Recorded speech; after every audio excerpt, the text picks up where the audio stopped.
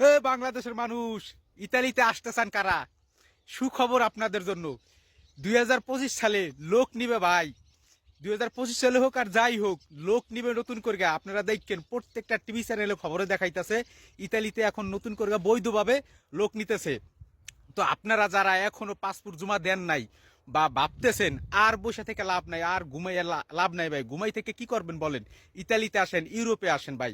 আমি সব সময় আপনাদের উৎসাহ দেই, কারণ আপনি আমার ভাই, আপনি আমার দেশের একটা ভাই, আপনি আমার ভাই লাগেন। আপনি যদি এই ইউরোপে আসতে পারেন, ইতালিতে আসতে পারেন, আপনি অনেক অনেক হ্যাপি থাকবেন, অনেক ভালো থাকবেন। আপনার পরিবার পরিজন নিয়ে যদি ভালো থাকতে পারেন, আমি এক ভাই দেখাও ভালো লাগবে, আর এক ভাই দেখাও ভালো লাগবে ভাই। আমার মতো কেউ কথা বলবে না, আর আমার মতো কেউ আপনাদের উৎসাহ দিবে না।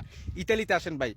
ইতালিতে আসলে ভালো থাকা যায়, ভালো পড়া যায়, ভালো রাখার মালিক আল্লাহ। মানে এই ইউরোপের মাটিতে আসলে মোটামুটি অঙ্কের ভালো একটা বেতন পাওয়া যায়, অনেক সুযোগ সুবিধা আছে। এই জন্য আমি সবসময় বলি আপনারা ইউরোপে আসেন। আপনি আমার ভাই লাগেন, আপনার যদি আমি ভালো একটা বুদ্ধি না দেই ইটালি থেকে, তাহলে এটা বেইমানি করা হবে ভাই, আমি মনে করি।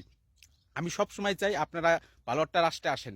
তো যাই হোক, এখন লোক নিবে, আপনারা যারা আসতে চান দ্রুত সময়ের মধ্যে ভালো একটা লোক দেখা তাদের সাথে কথাবার্তা বলেন, যারা ইতালিতে লোক আনেন। তো ভালো থাকেন, আর ভালো লাগলে বাইরে আইডিয়া ফলতে পাশে থাকবেন। অবশ্যই অবশ্যই পাসপোর্ট জমা দিবেন। আল্লাহ হাফেজ।